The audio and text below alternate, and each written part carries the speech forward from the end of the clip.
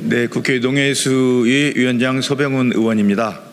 양곡관리법 개정 관련 국회 농해수위 더불어민주당 소속 의원이 오늘 기자회견을 하게 됐는데요.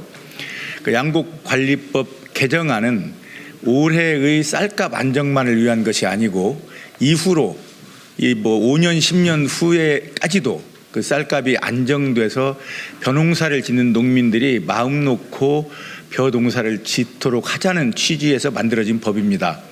물론 엊그제 그 정부의 그 쌀값 대책 45만 톤을 양곡을 구입해서 격리한다는 그 대책에 대해서 다행스럽게 생각은 합니다만은 그건 올해의 대책이지 이후의 대책은 아닙니다. 그리고 저희 더불어민주당에서 계속 그 주장했던 것은 이번 그 쌀값 그 안정화에 중요한 것은 이후에 격리 대책이고 이후에 정부 대책이다. 그래서 타작물 재배에 대한 직불금도 오히려 이런 정도의 그 의무 조항을 넣는다면 정부에서 좀 더 적극적으로 생산량 조정도 할 것이고 타작물 재배에도 관심을 가질 것이다 해서 이 부분을 꼭 통과시키려고 했습니다. 그래서 지난 9월 20일 전체회의에서도 여야가 함께 합의할 수 있을 가능성이 있다.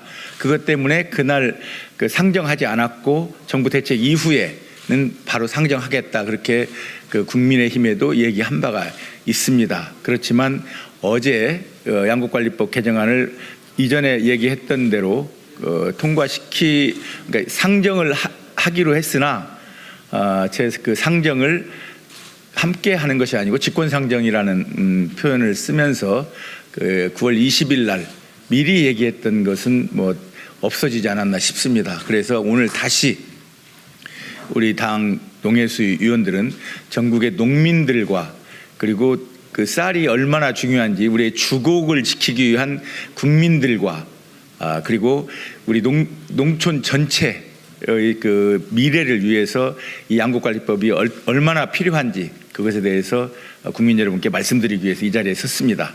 네, 그러면 기자회견문을 낭독하도록 하겠습니다. 존경하는 국민 여러분, 우리 국회 농해수위 더불어민주당 소속 의원 11인은 그동안 쌀값 정상화, 농가 소득 보장을 위한 양곡관리법 개정안을 여야 합의로 처리하기 위해 끊임없이 노력해 왔습니다.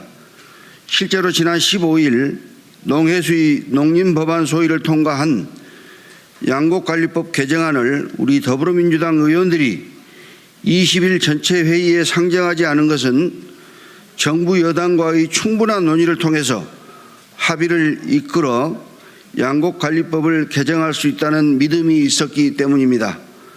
하지만 어제까지 정부와 여당에서는 쌀값 안정화를 위한 양곡관리법 개정에 대한 아무런 대안도 가져오지 않았습니다.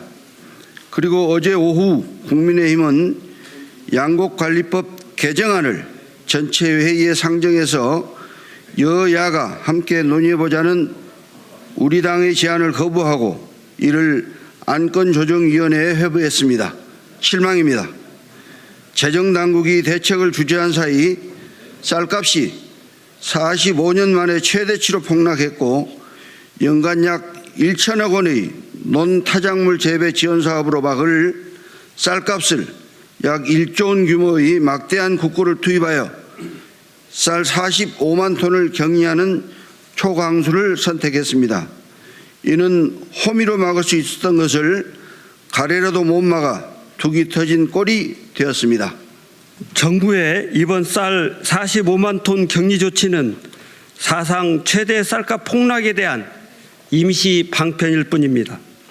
그런데 윤석열 정부와 여당은 양곡관리법을 개정하여 쌀을 시장 격리를 의무화하면 시장이 망가지고 매년 1조 원의 재정 부담이 발생한다. 쌀 농가와 재배 면적이 증가해 쌀 공급이 늘어난다고 주장하고 있습니다.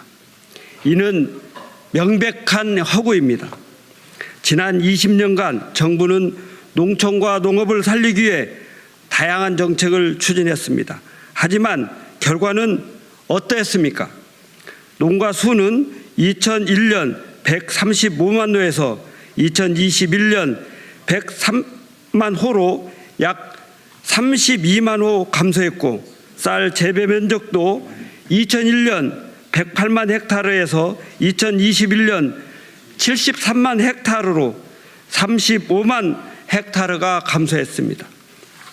현재 농촌 지역이 저출산, 고령화, 인구 유출 등으로 소멸 위기에 처해 있다는 점을 고려할 때 농가 수와 쌀 재배 면적이 줄어드는 것은 피할 수 없는 현실입니다.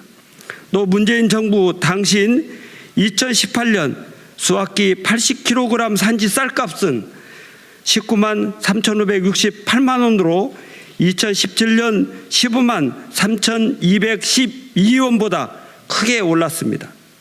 하지만 2018년 쌀값 상승에도 불구하고 2019년 쌀 재배 면적은 72만 9,814헥타르로 2018년 73만 7,673헥타르보다 약 7,859헥타르 감소했습니다.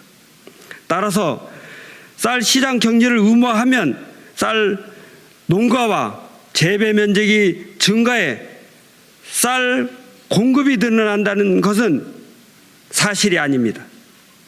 그런데도 정부 여당은 양곡관리법 개정이 포퓰리즘이며 선동적이라고 무책임하게 국민들을 호도하고 있습니다. 쌀값 안정화를 통해 농민들의 소득을 보장하고 농민들의 생존권을 지켜주려는 우리 당의 노력을 인기 영합주의로 매도하는 여당 지도부의 작태는 그동안 대한민국의 산업화 과정에서 농민들의 희생을 헌신짝처럼 버리는 배은망덕한 처사임을 분명히 하고자 합니다. 우리가 지금 양곡관리법을 개정해 법제화하지 않으면 쌀값 폭락은 또다시 반복될 것입니다.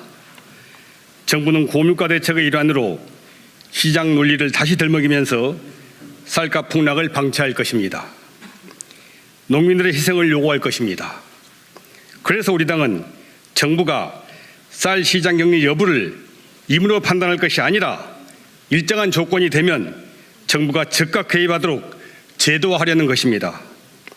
그리고 이것이야말로 궁극적으로 쌀농업에 투입하는 정부의 재정을 최소화하는 길임을 국민의힘 의원들은 명심해야 할 것입니다. 이에 우리는 국민의힘에 요구합니다. 정부 여당은 안건조정위원회를 통한 법안 처리 지연 전술을 당장 중지하십시오. 그리고 농민의 생존권을 지켜내기 위해 또 쌀값 안정을 위해 어떤 대책이 도움이 되는지 냉철하게 판단하시고 상임위에서 양곡관리법 개정안에 대한 여야 합의안을 만들어내는 일에 지금 당장 동참할 것을 강력히 촉구하는 바입니다. 2022년 9월 27일 국회 농림축산식품해양수산위원회 소속 더불어민주당 의원 일동.